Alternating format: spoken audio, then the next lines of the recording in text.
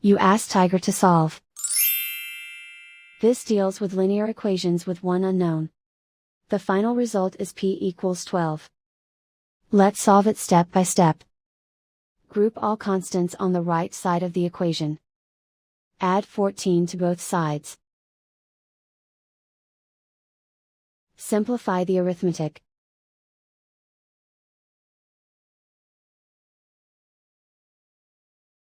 Isolate the p.